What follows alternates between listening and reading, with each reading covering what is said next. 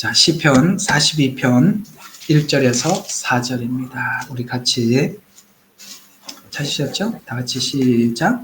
수사슴이 시냇물을 갈망하는 것 같이 오 하나님이여 내 혼도 그처럼 주를 갈망하나이다. 내 혼이 하나님 곧 살아계신 하나님을 갈망하오니 내가 언제 나아가서 하나님 앞에 서겠나이까. 사람들이 계속해서 나에게 하는 말이 내 하나님이 어디 있느냐 하니 내 눈물이 밤낮으로 내 음식이 되었나이다. 내가 이 일들을 생각할 때 내 안에 있는 혼도 토해냈나니 이는 내가 내 편에 무리와 함께 갔었고 거룩한 날을 지키는 무리와 더불어 기쁨의 찬양으로 소리 지르며 하나님 집으로 갔었음이니이다. 아멘. 우리가 성경을 읽어보면 두 군데 아주 놀라운 상황을 바라보게 되죠. 대부분 구약이 이 두 사건을 기준에다 두고 우리에게 말씀하고 있는데요. 한 사건은 출애굽 사건입니다. 또 두 번째 사건은 바벨론 포로 생활입니다. 이 사건이 구약의 대부분의 3분의 2 이상을 차지하죠. 예언서가 그러하고 그 다음에 모세 오경은 출애굽기를 기준으로 하고 있다면, 출애굽 애굽에서 나온 사건을 기준으로 하고 있다면, 이제 사사기, 그 다음에 역대상하, 열왕기상, 그러니까 역대상하, 그러니까 사무엘은 상은 사울의 이야기고 하는 다윗의 이야기고, 그 다음에 역대상하도 이제 다윗과 사울의 이야기를 넘어서서 역대들의 왕들의 이야기, 열왕기상하가 그렇고, 그걸 이제 시간적으로 맞춰보면 대략 바벨론 포로 생활과 깊은 연관이 있죠. 그러면 이제 구약 전반에 있는 내용들은 모세오경, 출애굽기, 그러니까 애굽에서 나온 사건, 그 다음에 대부분은 바벨론 포로 생활 이야기. 그게 이제 예언서 대부분이 그 예언들이니까요. 이제 우리는 이제 두 사건이 이스라엘 구약 사건의 중요한 사건으로 자리를 매김하고 있고, 저와 여러분이 신앙생활하는 과정 속에 하나님께서는 똑같이 구약에 있었던 이 사건과 동일하게 우리에게 세상에서 살다가 주님 앞으로 돌아온 이야기, 다음에 이스라엘 백성들이 바빌론 포로 생활, 그러니까 우리가 그렇게 감격스러운 구원을 하나님 앞에 맞이하면서도 그 뒤에 있는 이 바빌론 포로 생활이 우리에게 굉장히 궁금한, 하나님 앞에 질문하고픈, 주님을 만났을 때 그 감격은 어디 갔으며, 지금 왜 내가 마치 하나님이 나를 떠나는 것 같은 이런 시간과 이런 과정들을 보내야 합니까? 라는 질문이 우리에게 가장 큰 질문으로서, 앞에 출애굽 세상 가운데 살다가 주님 앞에 온 건 내가 이해를 하겠는데 왜 세상 가운데 살다 온 우리들에게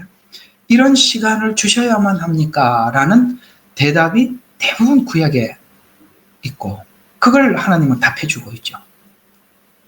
왜 우리가 성도들이 이런 시간, 이런 과정을 꼭 겪어야 합니까? 라는 이야기에 우리는 답을 기울여야 합니다. 우리 성막을 보면 문을 열고 들어옵니다. 예수님을 통해서 구원을 받고, 그것이 바로 무엇입니까? 이 문이 의미하는 것이 무엇입니까? 라고 쳐다봤을 때 하나님은 첫 번째 보여준 것이 번제단이었습니다. 그건 우리의 죄를 대속하는 자리죠. 그러나 성경은 대부분이 물두멍 이야기를 하고 있다는 것이죠. 성화죠. 왜 이렇게 성화가 오랜 시간을 걸쳐야 하고, 마치 그 성화하는 과정 속에서 하나님께서 씻어주고 닦아주고 밥 먹여주고 이렇게 하지 않고, 하나님께서 우리가 마치 그 먼 시간을 돌아서 하나님 앞에 항복을 해야 되는 이 긴 시간이 우리에게 왜 필요한가라는 부분이 구약에 대부분 이렇게 답으로 녹여져 있는데, 이런 성경이 우리 속에 갈증이 되기 위해서는 갈증을 느끼지 않으면 물을 마시지 않듯이, 하나님은 그 시간이 왜 필요하냐? 갈증을 느껴야 하기 때문에 그 시간을 허락한 것이다 라는 것입니다. 예배를 주일 예배, 화요일, 수요일, 목요일 여러분들이 꾸준히 꾸준히 하나님 앞에 나오는 여러분들의 마음은 하나님을 향해서 목마름이 있었기 때문에 그럴 겁니다. 이 목마름이 없으면 참 힘들죠. 저희 교회에서 이렇게 시드니에 이렇게 살고 있다고 하더라도 목마름이 없이는 계속 이렇게 와서 듣기가 쉽지 않아요. 대부분 교인들이 목말라서 계속 오는데 나 혼자 빠지는 것도 어색하죠. 근데 하나님 계속 목마름을 주시고 예배 시간마다 딴 생각을 하지 못하고 잡아두어서 계속 공급해 주신 것은 오늘 하나님께서 그 대답을 해주고 있는 이야기가 42편에 등장하고 있습니다. 하나님께서는 말씀을 사모하도록 하기 위해서는 먼저 갈증을 느끼게 만든다는 것이죠. 갈증 없이 누가 물을 찾겠습니까? 물을 금방 마신 사람에게 또 물을 갖다 주면 무슨 의미가 있겠습니까? 목마르지 않는데 물은 의미가 없는데 목마른 사람들에게는 생명수가 되듯이. 오늘 여기 보면은 이런 이야기를 하고 수사슴이 시냇물을 갈망하는 것 같이 오 하나님이여 내 혼도 그처럼 주를 갈망하나이다 라고 표현을 해서 자신이 지금 하나님의 말씀을 사모하고 갈망하는 수준이 지금 누구 같다고요? 마치 이 사슴이 시냇물을 찾아. 그리고 우리 이게 얼마나 우리에게 값진 이야기면 우리 복음성가 대부분 알지요. 사슴이 시냇물을 찾아 헤매이듯이 내 영혼이 주를 찾아 갈망합니다. 이 42편에 있는 내용을 그대로 사람들이 하는 말이 내 하나님이 어디 있느냐 어디 있느냐. 내가 밤낮으로 뭐라고요? 그 다음에 눈물 흘리니 주여 어찌합니까? 여기 42편에 있는 이야기가 그대로 있습니다. 이게 우리에게 너무나도 중요한 과정이고 필요한 시간이기 때문에 하나님이 이 내용을 42편에 등재해서 네가 목마른 것이 영적으로 목마른 것이 비정상이 아니라 정상이다. 그래야 하나님 말씀을 사모하게 되고 구하게 된다라고 하나님 우리에게 말씀하심으로써 야 이게 필요한 과정이구나 라는 것을 여러분들이 알게 되겠죠. 자, 그래서 우리가 그러니까 영적인 갈증은 언제 느끼기 시작하는 거냐면 자기 형편과 상황을 이해하고 받아들일 때. 그러니까 내가 지금은 아직 괜찮다. 나는 지금 아직 이 정도면 수준이 있다. 나는 지금 하나님 앞에 그토록 그렇게 메마르지 않다. 나는 그래도 하나님 앞에 잘 서 있는 것 같다. 이런 생각이 들면 이게 갈증을 느끼질 못해요. 그러니까 이 갈증은 언제부터 자기 형편을 있는 그대로 시인할 때, 있는 그대로 받아들일 때, 그때부터 갈증은 시작해요. 그러면 내가 내 자신을 있는 그대로 받아들이는 상황은 어떤 상황이냐? 내 안에 선한 것이 하나도 없다는 것을 인정할 때. 보면은 사실은 사람들에게 계속 우리가 여러 번 실망을 하고 실족을 하는데 진짜 실족을 어디서 해야 되냐면 자기 자신에게 실족을 해야 되는 거거든요. 아직도 자기 의가 살아있을 때는 다른 사람들 때문에 실족을 해요. 그런데 진짜 어느 날 보면 내가 나에게 실망을 해야 돼요. 그러니까 내가 나에게 실망을 할 때 야, 내 안에 선한 것이 하나도 없구나. 그래서 내가 선을 행하고자 하는 나에게 악이 함께 있구나. 그 악이 바깥에서 나에게 악을 제공해 주는 것이 아니라 내 안에서 올라오더라. 나는 악을 생산하는 공장이더라. 원산지더라.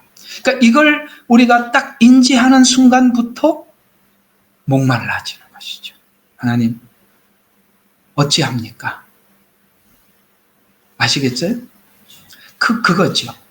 그때 우리가 그 목마름을 가지고 하나님 앞에 나가면 하나님 답을 주시는데 어떤 답을 주시냐면 우리 안에 있는 악의 제거는 우리 의지로는 불가능하다. 오직 십자가 은혜뿐이다.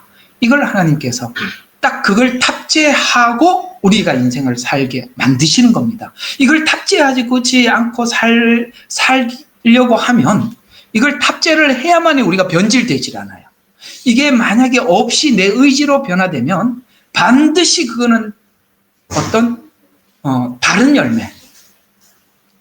갈라디아서로 표현하자면 비교해서 자기가 타인과 비교해서 내가 우월하다는 것을 증명하는, 전혀 성경이 말하는 열매가 아닌 다른 열매로 가게 된다는 것입니다. 여러분, 성경에서 굉장히 중요하게 봐야 할 부분이 어디냐면은, 하나님께서 바울과 베드로에게 많은 사람들에게도 심어놨지만은, 제가 여러분들에게 자신 있게 설명할 수 있는 부분은 누구냐면, 바울과 베드로에게 하나님께서 심어둔 것이 무엇이냐.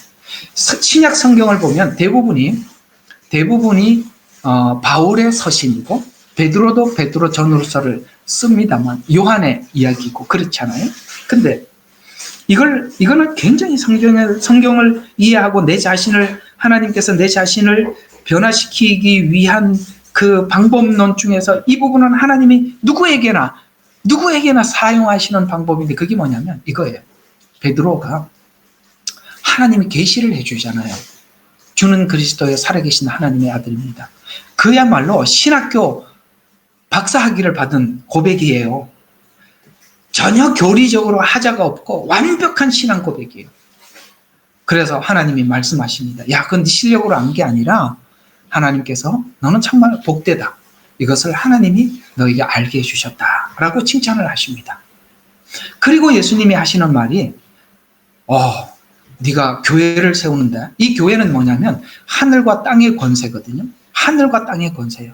이 교회를 세우겠다라는 천국 열쇠를 준 것은 네가 풀면 하늘이 풀리고 네가 매면 매이는, 그야말로 너 손에 달려있다는 거예요. 모든 것이 너 손에 달려있는 그런 교회를 세우는 권세, 음부의 권세를 깨트리는 권세.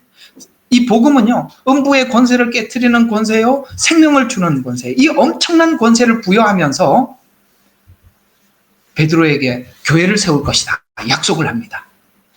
근데요, 예수님께서 이 일을 하기 위해서는 자신이 십자가에 죽어야 된대요. 그러니까 화들짝 놀랬죠. 그래서 그리할 수 없습니다 라고 했더니 충격적인 말을 들어요. 사단아 물러가라. 이게 혼이 쑥 빠져나가는 이야기 있잖아요. 야, 너 정말 신앙 고백 잘했다. 하나님이 너에게. 그러면 베드로가 얼마나 우쭐했겠어요. 그리고 그 신앙 고백 위에다가 교회를 세우는데 얼마나 기대했겠어요. 근데 이 일을 위해서 예수님이 죽어야 한대요. 그랬더니 예수님이 살아계셔야 그 일을 할 거 아니에요. 그래서 그 뒷일이 어떻게 죽음과 부활로 이어지는지 전혀 이해가 없는 거예요. 그래서 어떻게 합니까? 사단아 물러가라 라고 이야기를 합니다. 근데 이게 웬일입니까? 나중에 닭 울기 전 3번 부인하리라는 이 말에 따라서 베드로가 정말 예수님을 부인하고 있는 거예요.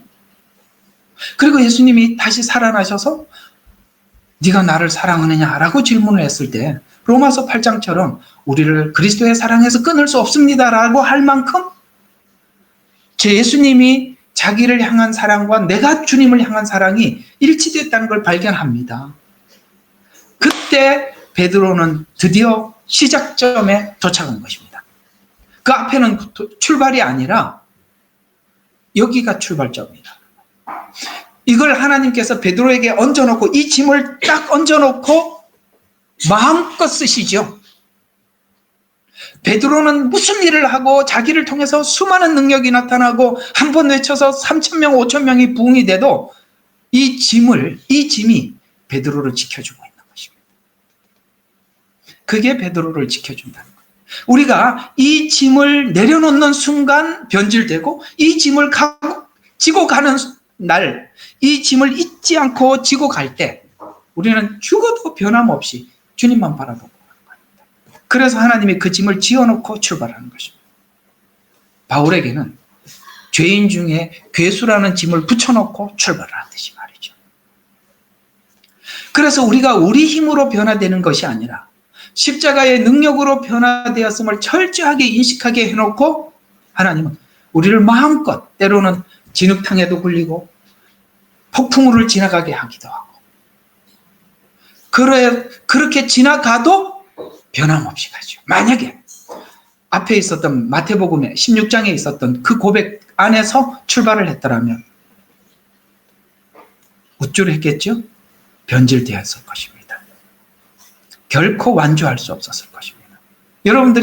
여러분들에게 찾아오는 회개에서 용서는 받았지만 그 회개했을 때 그 장면, 그 죄책감은 우리가 평생 마음에 두고 가게 하셔서 우리를 지켜주고 있다는 것입니다. 주님이 일하시는 방식입니다. 이스라엘 백성들은 율법을 받고 그들은 하나님 앞에 틀림없는 신앙생활을 했다고 생각을 합니다. 그러나 죄를 낱낱이 끄집어내서 보여줘서 바벨론 포로 생활이라는 그 시간을 통해서 갱신하게 하시고 다시 돌아와 성전을 재건하고 하나님 앞에 살아가게 했죠. 그러나 그들이 예언서가 눈에 열리지 않으니까 그 일이 예수님을 통해서 십자가를 통해서 완성된다는 것을 몰랐기에 말라기에서 그냥 부딪히고 만 것이죠. 구약 그림을 잠시 그려드렸는데 이해가 가시죠? 그걸 하나님이 탑재시키는 거예요. 그거 없이 우리는 갈 수가 없는 거예요. 반드시 그걸 평생 기억하게끔 하나님께서는 그걸 짊어지고 가도록 하시는 것입니다. 그래서 악을 제거하기 위해서는 자기 의지로 불가능하고 베드로 이야기한 것처럼 말이죠. 의지로 불가능하고 오직 십자가 은혜뿐이라는 것을 알 때 그때서 하나님의 말씀, 하나님 제가 가는 이 상황이 어디입니까? 어디로 가야 됩니까? 그 다음은 무엇입니까? 라는 것을 하나님께 계속 묻고 가야 하고 묻고 가야 하는데 하나님께서는 여러분에게 직접 찾아와서 말하지 않으니까 계속 예배로 초청하고 이 자리에 와서 말씀을 듣게 하고 또 답을 얻고 그렇구나 다음번에는 이렇게 해야 되는구나. 그래서 여러분께 언뜻 이 받은 은혜들이 여러분이 살아가는 과정 속에서 생각이 나서 여러분들이 여러분 자신을 이렇게 잘 지켜 하나님 앞에 서 가고 있다는 것입니다. 목마른 사슴이 되셔야 하는 것입니다. 목은 그냥 마르는 것이 아니라 하나님이 마르게 하시는 것이죠. 그래서 이스라엘 백성들이 바벨론 포로 생활하고 돌아와서 그들이 하나님의 말씀이 얼마나 사모했으면 그들이 밥 먹는 것도 잊어버리고 모든 걸 잊어버리고 그저 성경을 읽었을 때 에스라가 앞에 서서 성경을 읽을 때 아멘 아멘 하면서 그 한마디 떨어질 때마다 아멘 하였고 그들은 하나님 앞에 울면서 하나님 앞에 회복되었던 우리 느헤미야서 보셨죠? 바로 그것은 목마르게 하셔서 그들이 그렇게 하나님 앞에 그 목마름을 채우고 있었던 것입니다. 이것이 그들 과거에 이스라엘 백성들에게만 행했던 하나님의 방식이 아니라 저와 여러분 모든 신자들에게 하나님 이 방식으로 한다는 것을 잊지 마시고 여러분들의 이 고난이 하나님이 목마름을 주시는 십자가 앞으로 초대하는 초청임을 아시면 되겠습니다. 그래서 이 영적 갈증에서 하나님을 신뢰하고 그러니까 영적 갈증을 느끼고 그 영적 갈증 때문에 하나님 앞에 나온 이게 뭐냐? 하나님이 그 전에 했던 작업. 이게 무슨 뜻이냐면 힘들면 도망가면 되는데 나온단 말이에요. 근데 나오게 되는 원인이 뭐냐면 하나님을 신뢰했기 때문에. 그 신뢰는 어디서 온 거죠? 아까 그랬잖아요. 애굽에서 나온 사건. 이것이 지난날 세상에 살던 나를 하나님이 부르셔서 구원하셨던 그 은혜의 감격. 그것이 하나님께서 연단과 고난을 통해서 연단을 시킬 때 우리가 도망가지 않고 하나님 앞에 나오게 만들었던 근거는 앞에 구원. 그게 오늘 이야기. 그러니까 여러분 성경에 보면 이런 말씀이 짤막하게 지나가거든요. 너에게 은혜를 주시면 고난도 받게 하려 함이라. 그러니까 고난을 주셔도 우리가 밖으로 튕겨져 나가지 않는 이유는 지난날 하나님께서 내게 주셨던 은혜를 내가 경험했기 때문이죠. 그래서 하나님 우리를 딱 나가지 못하도록 딱 뭐예요? 그 은혜로 가두어 놓고 그 다음에 이제 작업을 하시는 거죠. 그래서 오늘 이런 경험을 함께 경험했던 이 고라 자손, 여러분 고라 자손 하면 여러분이 그 모세에게 저항했다가 한번 이렇게 크게 당했던 그 종족들이죠. 그래서 이 고라 자손의 시를 통해서 갈증을 경험하게 됨을 나누면서 우리가 어떻게 갈증을 채워가는지를 설명하고 있는 것입니다. 그래서 이 답답한 현실은 갈증을 해소할 말씀이 채워지는 시작점이다. 목말라야 주님 앞에 온다 그랬죠. 그래서 오늘 42장은 1절과 4절은 고난 중에 영적 갈증을 느끼는 심령을 하나님 앞에 호소하는 거. 오늘 여기 1절, 4절 여러분들과 함께 할 거고요. 그 다음에 5절은 낙심 중에 하나님을 바라면서 낙심 중에서 신앙이 갱신된다는 거. 여러분, 낙심이 신앙을 갱신한다. 해본 사람들은 공감을 하고 안 해본 사람들은 에이, 우리가 신앙이 왕성해야 우리 신앙을 회복하지. 무슨 이런 낙심 중에 나의 신앙이 갱신이 된다고? 어때요? 여러분들이 낙심 중에 신앙이 갱신이 되던가요? 아니면은 뭔가 하나님 앞에 막 뜨겁게 열심히 나갈 때 되던가요? 만약에 여러분들이 나는 뭔가 하나님 앞에 열심히 나가고 막 열심히 할 때 내 신앙이 갱신이 되더라 라고 이야기하는 분들은 사실은 겉이 되는 중이고 속 깊은 곳에서는 이렇게 낙심 중에 하나님 앞에 되는 것입니다. 낙심은 내 속 깊은 죄를 보게 만드는 거고 막 열심히 막 뭔가로 활동을 할 때는 이 깊은 죄가 인지가 잘 안 되는 거예요.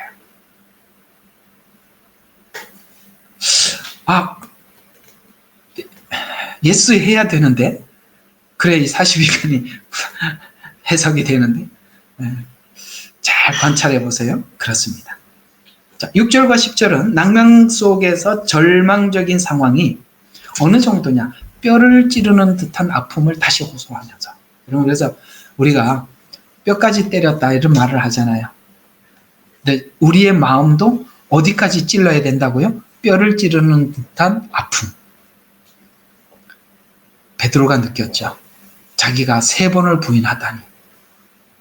뼈를 찌르는 듯한 아픔. 거기서 자기 정체성을, 자기를 본 거예요. 선을 행하려고 하는데 내 안에 선한 것이 없다라는 것을 3번 부인하면서 아니 내가 이런 존재였나? 이런 생각을 하게 되죠. 거기서 완전한 돌이킴, 회복이 일어나는 것입니다.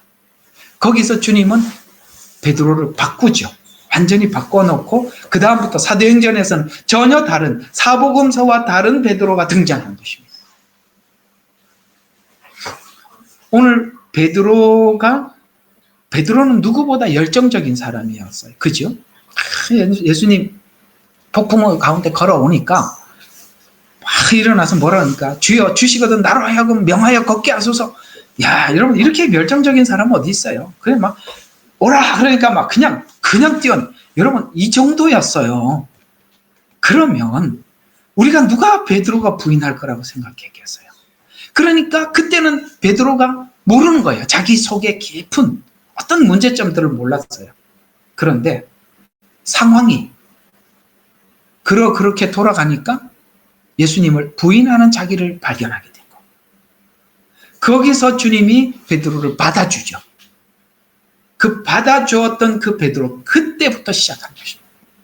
우리 인생 속에 정말 헤어나올 수 없는 그런 어떤 아주 가장 절박한 절망, 그 안에서 하나님 앞에 그 하나님의 용서, 하나님의 은혜를 경험할 때 그 자리가 시작점이라는 것을 아셔야 돼요.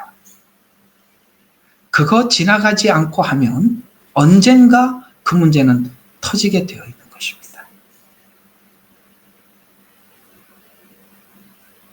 그걸 하나님이 하셔요. 우리 모두에게 하셔요. 그 짐을 지고 살게 만드는 것입니다. 그리고 마지막 11절에는 낭만과 절망 속에 오히려 하나님을 바라보는, 오히려 하나님, 이게 중요한 겁니다. 여전히 주님을 바라본다, 오히려 하나님을 바라본다. 그건 어디서 나온 힘? 아까 그랬잖아요. 출애굽에서 나온 힘, 구원에서 나온 힘.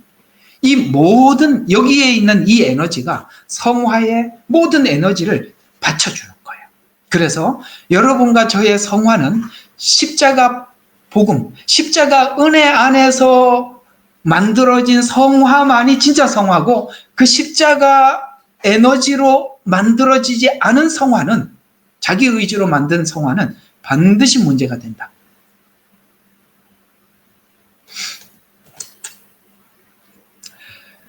이 과정을 지나온 사람도 있을 것이고 아직도 이 과정이 뭔 소리요? 이러는 분들도 있겠지만 뭔 소리요? 하는 분들 잘 기억해 두시고 그 상황이 오거든 하나님이 완전히 나를 이게 이제 새롭게 만드는구나.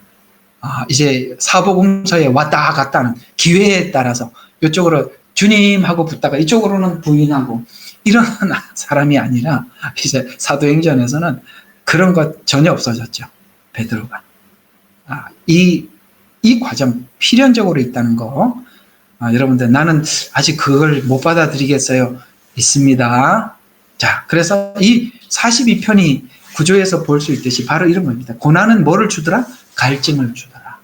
그 갈증은 영적 충족을 구하게 되고 하나님 앞에 나가서 오늘 사슴이 시내 얼마나 답답하면 구하게 되고 영적으로 충족된 은혜가 우리 신앙의 문제들을 새롭게 만들어 갱신한다라는 것입니다. 이 원리, 이게 구약에 있는 모든 이게 패턴이에요. 패턴. 사사기의 패턴이고 그 다음에 이스라엘 백성들이 광야 생활을 했던 패턴이고 이스라엘 전 역사의 패턴입니다. 이 패턴 꼭 기억하세요. 이걸 알고 성경을 보면 많은 부분들을 얻을 수 있습니다. 그래서 42편의 시는 고라 자손의 시로서 고라 자손에 대해서 정리해보면 고라 자손은 성전의 음악을 담당했던 자손이고 레위의 증손이고 고핫의 후손들입니다. 이들은 민수기 16장에서 모세와 아론을 대적하다가 땅이 갈라져서 죽었던 이 족속이 그런 경험이 있던 종족이죠. 족속이죠.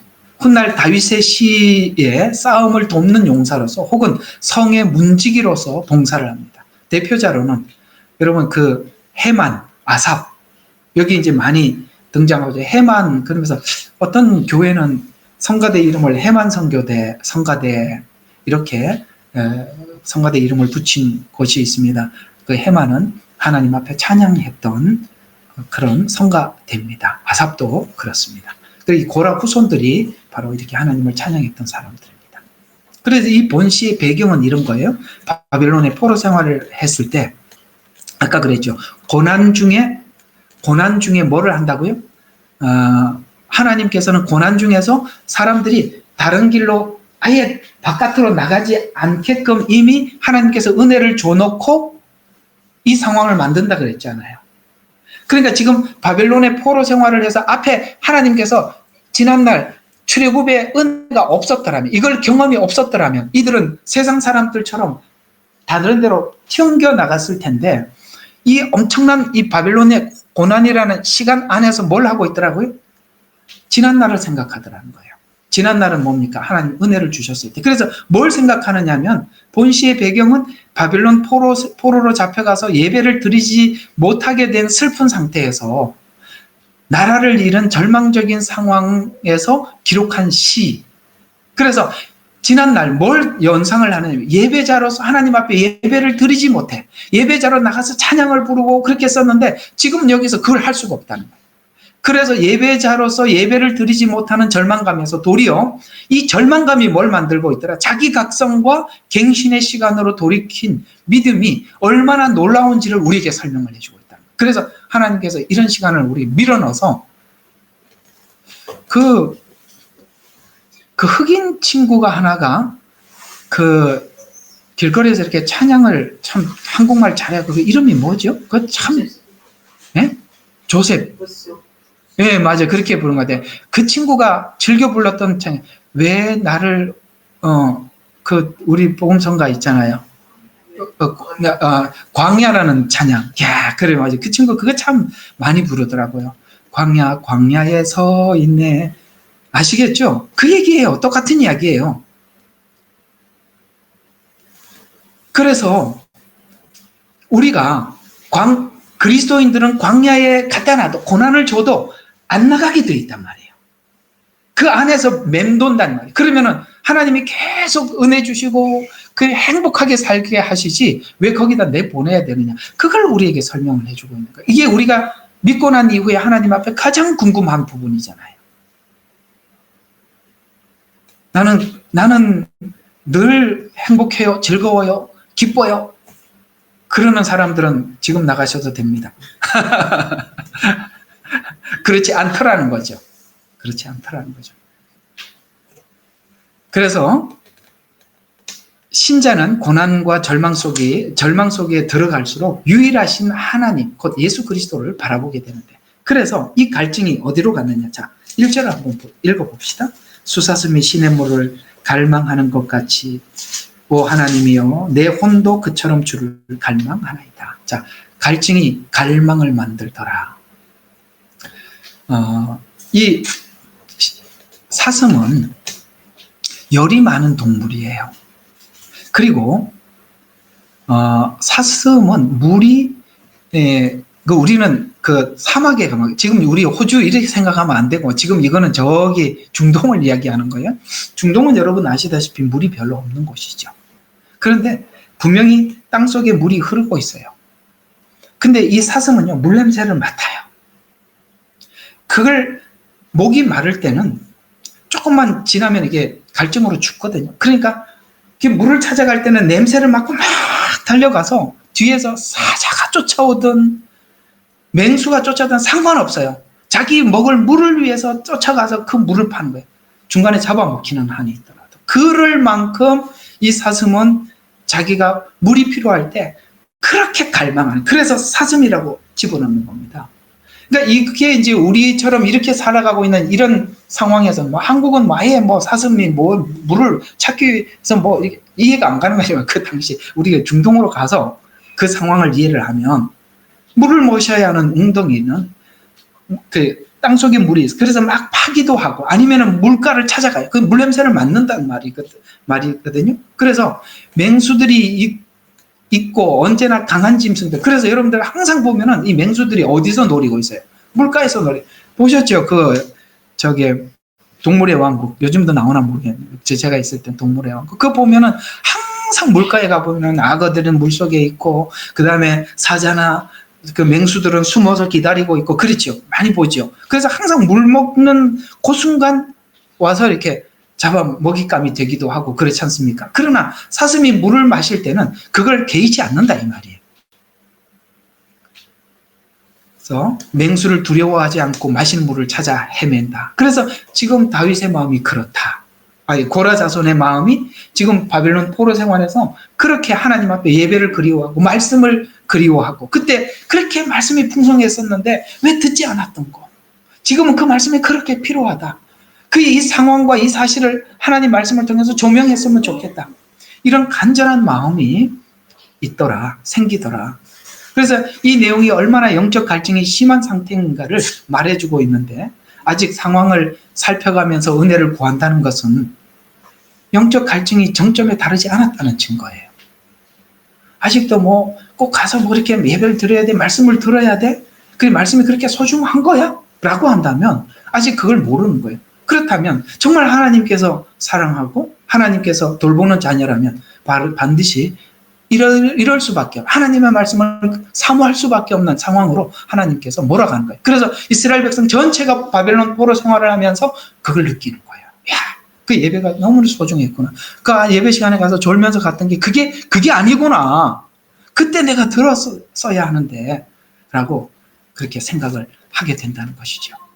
그래서 진정한 영적 갈증을 느낄 때 하나님을 구하고 하나님 앞에 나가고 있는데, 이런 영적 갈증을 느끼게 하고 채워주시는 하나님을 오늘, 그래서 이 말씀이 이게 왜 말씀이 그렇게 귀한가 라는 것을 에레미야서 17장 13절에 이렇게 말씀하고 있습니다.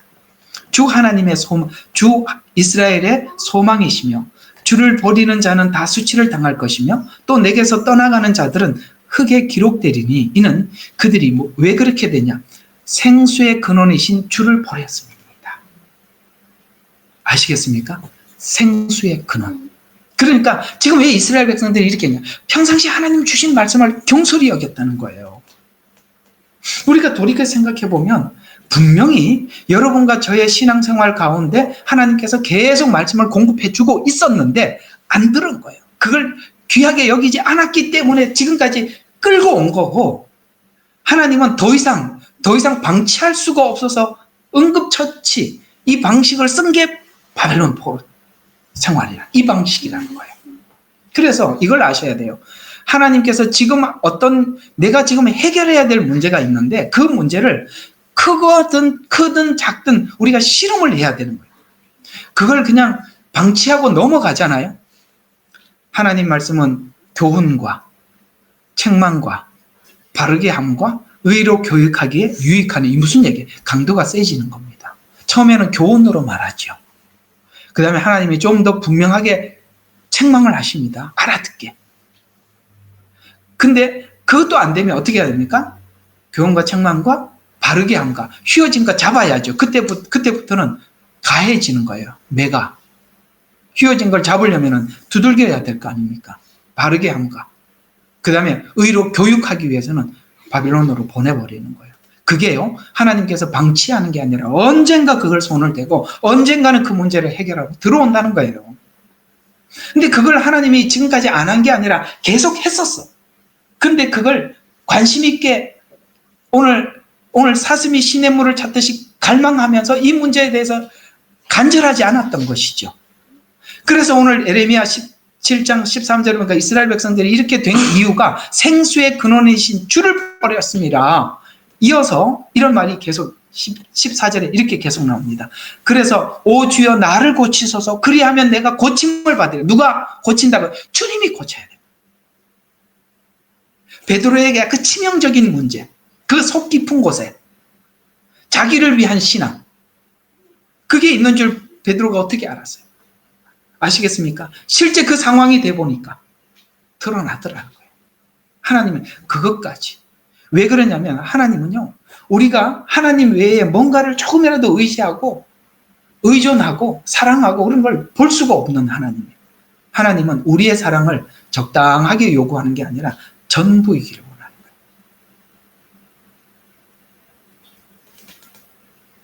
이해가 가시죠?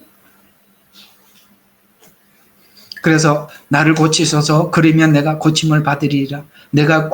나를 구원해 주소서, 그리하면 내가 구원을 받으리이다. 주께서 나의 찬양이심입니다.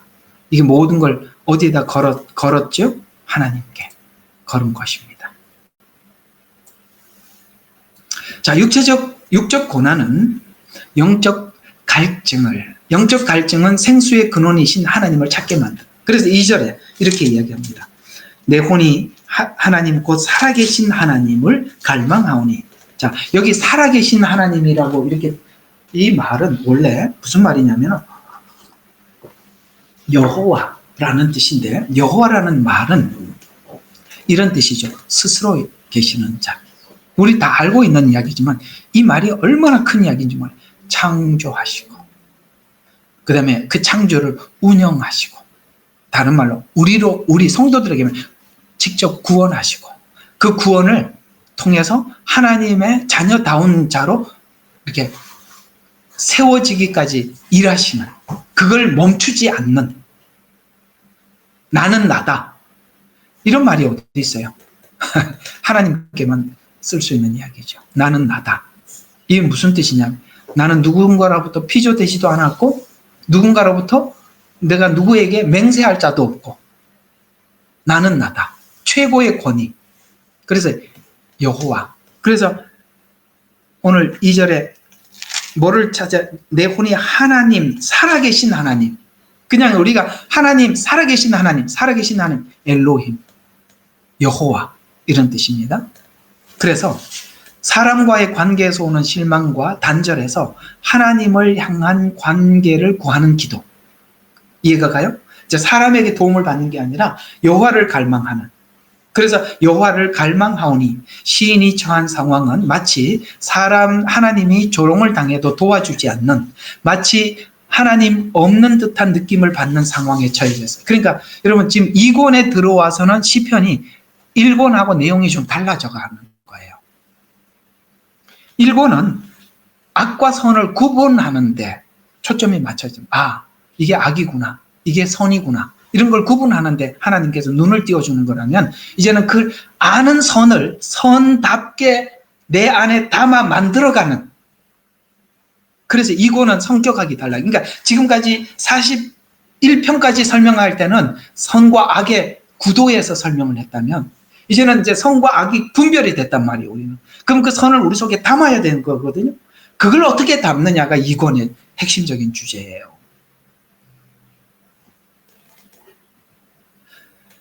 그래서 이제 여호와를 갈망하오니 시인이 처한 상황은 하나님이 마치 조롱을 당해도 도와주지 않는, 이게 이제 굉장히 중요한 겁니다. 이게 지금 이 편에 중요하게 등장하고 있는 질문이기도 하고 답이기도 합니다. 여러분, 우리가 하면은 되게 그런 게 막 있죠. 막 그렇게 하는데 하나님이 옛날에는 잘 도와주더니 요즘 막 그냥 아무리 금식하고 기도를 해도 이게 지금 듣는지 안 듣는지, 간섭을 하는지 안 하는지 알 수가 없다. 이런 생각이 들 만큼 하나님께서 내버려 두시더라라는 게 42장, 43장, 44장 계속 등장해요. 그래서 막 조롱을 당해도 안 도와줘. 마치 하나님이 없는 듯한 느낌을 받을 정도로.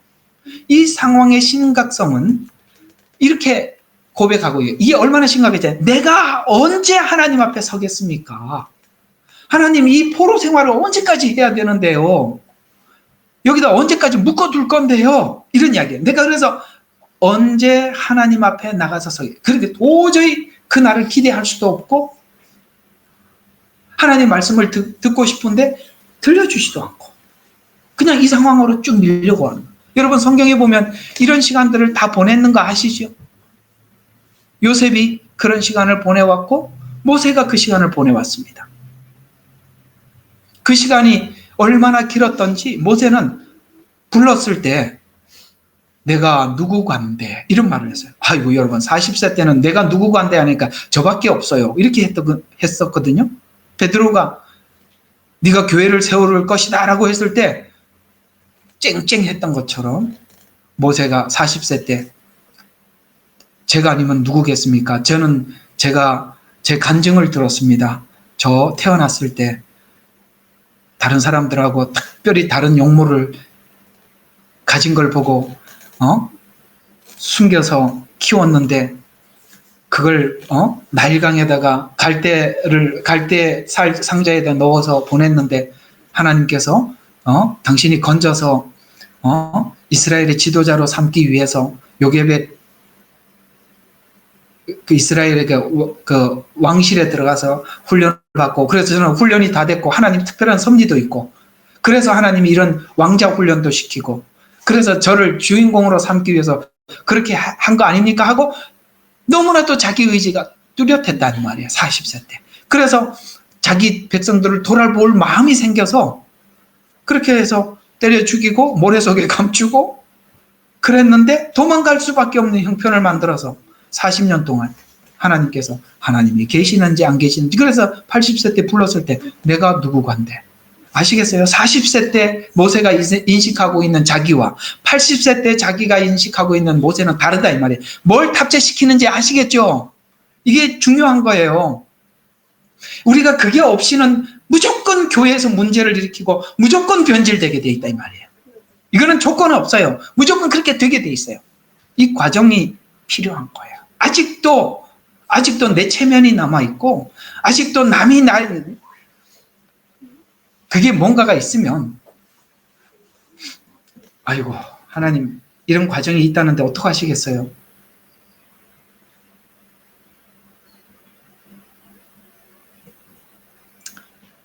아이고 뭐 저도 전하는 입장이라 할 말은 없습니다만 있답니다.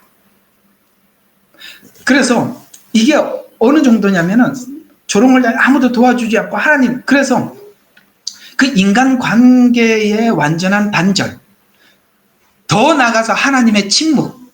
야, 여러분 이게 굉장히 고통스럽죠. 사람들과 관계도 단절되고 하나님도 침묵하고 마치 하나님이 없는 듯한 느낌을 받는 상황에 처해져요. 그래서 그 안에서 새롭게 관계가 형성될 때까지 하나님은 계속 그걸 그냥 쭉 밀고 가죠. 아까 요셉이 겪었던 상황, 모세가 겪었던 상황, 야곱이 겪었던 상황, 베드로가 겪었던 상황이 모두가 일치하는. 그래서 우리가 이들이 전부 다 신앙의 위인들로 등장하죠. 요셉이 위인으로 등장하고 모세가, 야곱이 하나님께서 세워두시고 무엇 때문에 그들이 변질되지 않는 삶을 살았을까요? 바로 자기 자신의 하나님 앞에서 어떻게 변화되어 왔는지를 너무나도 잘 알기 때문에 그렇습니다. 자, 3절입니다. 하나님이 계속해서, 사람들이 계속해서 나에게 하는 말이 내 하나님이 어디 있느냐 하니 내 눈물이 밤낮으로 내 음식이 되었나이다. 하나님의 침묵, 그것이 정말 자기에게 눈물이 됐더라. 그래서 하나님이 없다, 하나님이 무능하다 해서 살아계신 하나님을 찾아서 눈물이 음식이 될 때까지, 그렇게 왜 이렇게 긴 시간을 통해서 하나님께서 만나주지 않았던가. 이게 이제 우리가 여러분 계속 하나님 만나고 있는 건 맞지만 그런 느낌을 받을 이런 시간들이 반드시 있더라는 거예요. 전 사역을 하면서 현장에 가서 항상 하나님 앞에 외우면서 다녔던 말씀이 있었어요. 그런데 하나님은 침묵하시는 듯 했고, 저는 하나님 앞에 늘 이렇게 하나님 앞에 말했죠. 너희는 가서 모든 족속으로 제자를 삼아 아버지와 아들과 성령으로 침례를 주고 볼지어다 세상 끝날까지. 아니, 이런 일을 하면 세상 끝날까지 함께 한다고 해놓고 왜 아무것도 안 하시느냐, 왜 이렇게 침묵하느냐 이거죠. 그 시간이 너무 힘든데 왜 그렇게 긴 시간을 통해서 만나주지 않는 듯한 시간을 보내야 되느냐. 한 몇 가지로 정리를 해봤어요. 시련을 통해서 개인의 영적 성장이 이 시간에 이루어지기 위해, 아까 말했죠. 우리는 뭔가 막 하나님 앞에 진취적이고 살아있고 활력이 있을 때 뭔가 변화되는 것 같지만, 그때는 참 죄송스럽게 우리 깊은 죄를 보지 못하는 시간이에요. 뭔가 우리가 좀 질서 있게 잡아갈 수는 있어요. 그러나 진짜 어려울 때는 정말 하나님이 침묵하는 듯하고, 이런 시간 속에 내 속에 있는 깊은 죄를 본다. 맞지요? 분명히 맞습니다. 그래서 하나님이 그런 영적 성장이 이 시간에 이루어지기 때문에 하나님께서 그 시간을 이렇게 가게 만들 수밖에 없는. 아니, 베드로가 3번 부인할 줄 알았으면 그냥 하나님이 붙잡아가지고 못 부인하게 뭔가를 조치를 취해야죠. 그냥 부인하게 만들지 않습니까? 도움을 받을 때 도움의 가치를 알기 때문에. 아시겠습니까? 도움의 가치를 알아야 돼요. 말씀의 가치는, 말씀이 절실해야 그 말씀 한마디가 우리에게 가치 있는 거예요. 오늘 이렇게 저도 이렇게 여러분들이 이걸 올려놓으면 댓글을 올린 거 이렇게 한 번씩 읽어봐요. 근데 어떤 분이 이런 댓글을 올렸는데, 제가 있는 공동체 안에 문제가 많이 생겼는데 목사님이 보고 계셨어요? 그렇게 그 답을 얻었습니다. 이렇게 올린 걸 보고 참 신기하지 않아요? 이상하게도 하나님은 내 속을 다 들여다보고 있는 것 같이, 말씀을 듣다가 보면 아니 어떻게 금방 문 열고 들어오면서 생각했던 걸 즉시 말을 할 수 있나. 같이 마치 조금 전에 대화했던 것처럼 하나님이 풀어놓더라. 여러분, 그게 있어야 정상인 거예요. 그게 왜 들리느냐면 내가 지금 목마른 거거든요. 그래서 하나님이 그때 도움을 주고 그때 말을 할 때 그 말의 가치가 있는 거예요. 또 완전한 결단의 전환점을 위해서입니다. 거기까지 가야, 거기서 결단이 일어난 게 정상이지 대충 가다 돌아온 건 돌아온 게 아니에요. 그래서 회개를 지정의, 이 세 개를 합한 걸 보고 회개라고 이야기하는 거예요. 우리는 지적인 회개에서 대부분 끝이 나요. 알았습니다, 알겠습니다, 잘못했습니다. 그 다음이 없다니까요. 그것이 내 마음속 깊이 정적인 내 마음까지 울리지를 못해. 내 마음까지 울리더라도 의지적으로 변화가 돌이킨 사실이 있어야 되는 거예요. 근데 우리는 회개가, 오늘 말씀 들어보니까 그게 아니었네, 알겠습니다, 잘못했습니다, 이렇게 하고 돌아가서 맨날 지적인 회개만 하면 해결해. 그래서 하나님이 그걸 완전히 깊이 속에 담을 때까지, 완전히 감각 느낄 때까지 하나님이 그 시간까지 계속 밀어서 내버려 두는 거예요. 거기까지 가야만이 되는 거기 때문에 그런 거예요. 그래서 그런 겁니다. 또 앞으로 타인을 위로하며 지지할 수 있는 능력을 키우기 위해서, 여러분, 그까지 가보지 않으면 사람들을 케어할 수가 없어요. 권면해 줄 수가 없어요. 하다가 말아요. 수박 거달기 겉만 권면해 주지 속 깊은 걸 권면을 못 해준다는 거예요. 우리가 깊은 권면도 그 깊은 곳까지 가본 사람이 해줄 수 있는 거예요. 애 놓은 사람이, 그러니까 아이를 낳아본 사람이 아이를 임신한 그 사람에게 권면해 줄 수 있지, 아니 시집도 안 간 사람이 뭔 권면을 해주겠어요. 그 다음 영적 탐구, 생각을 통해 돌이킴이 자유의지 속에서 스스로 돌이키기 위해서. 하나님이 중간에 가는 걸 휙 되돌려 놓으면 자기가 어디로 가다가 되돌아온지 몰라요.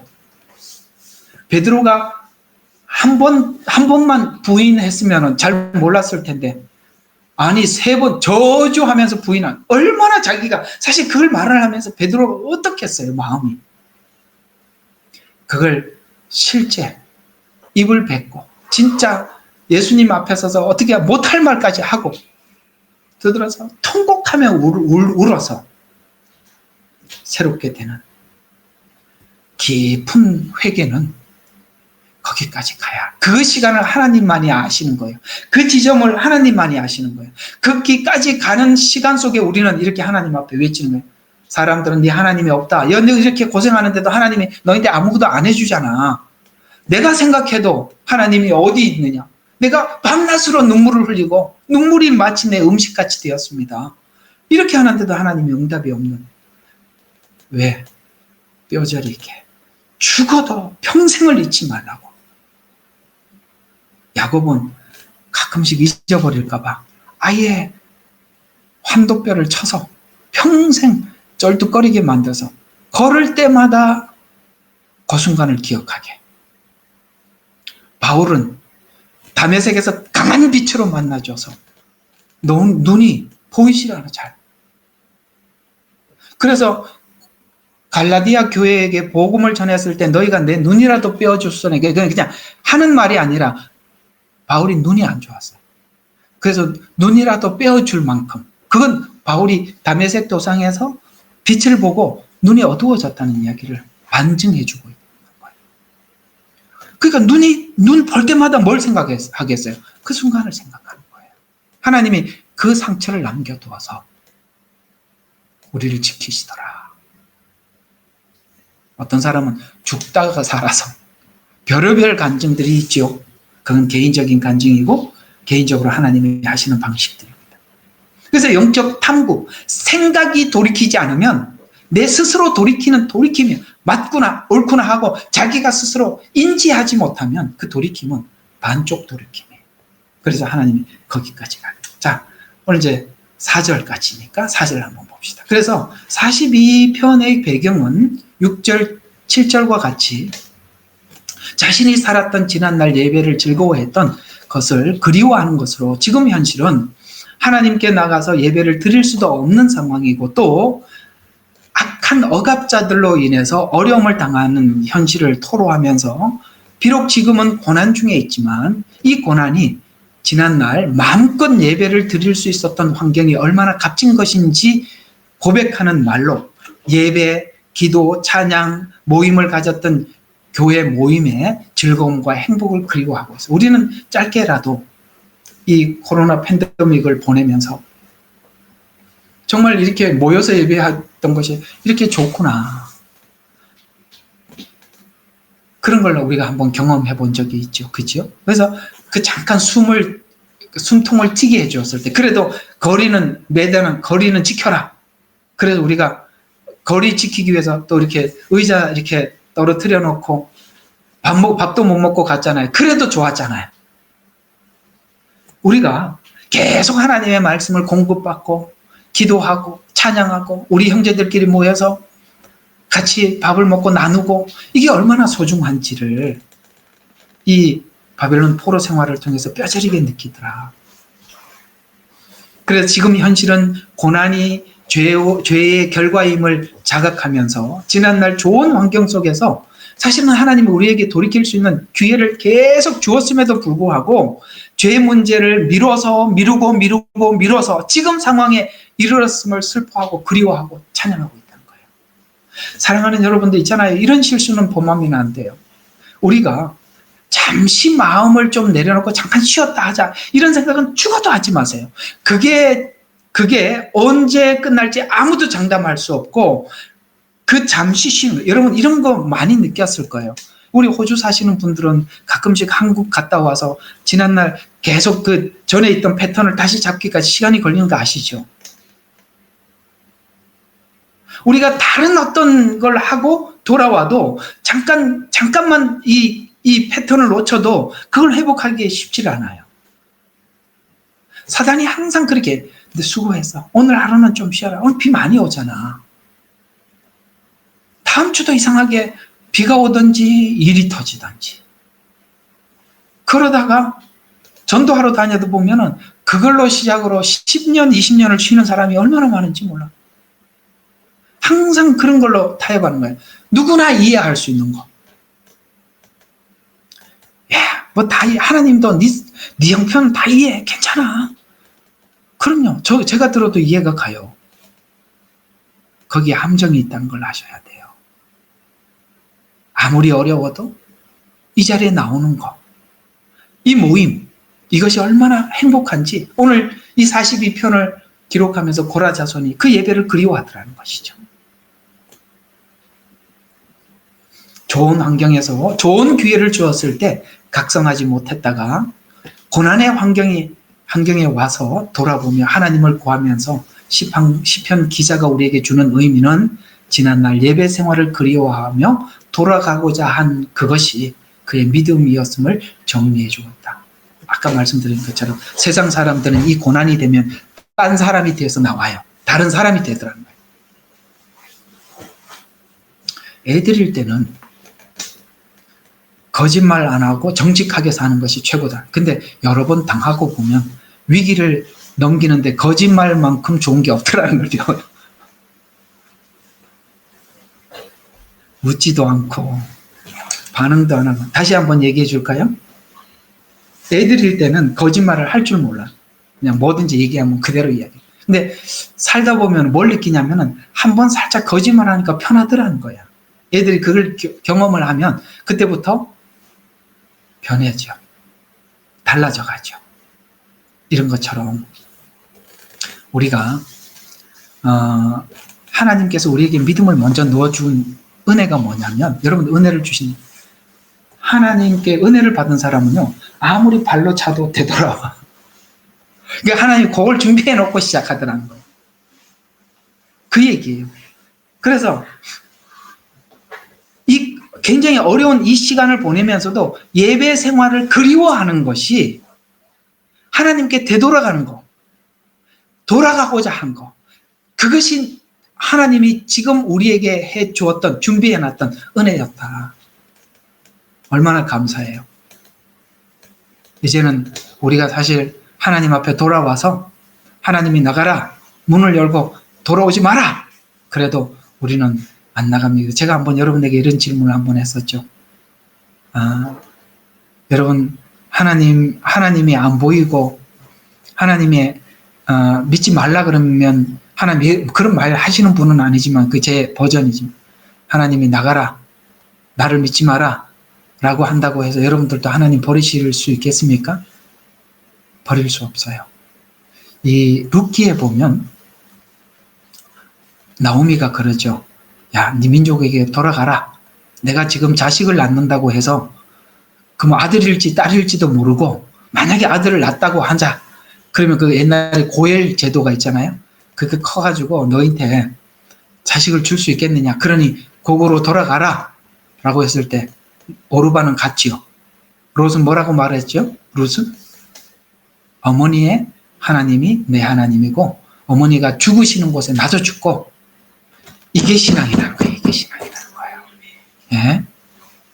그걸 하도록 하나님이 준비해 놓고 이 작업을 하시더라는 거예요.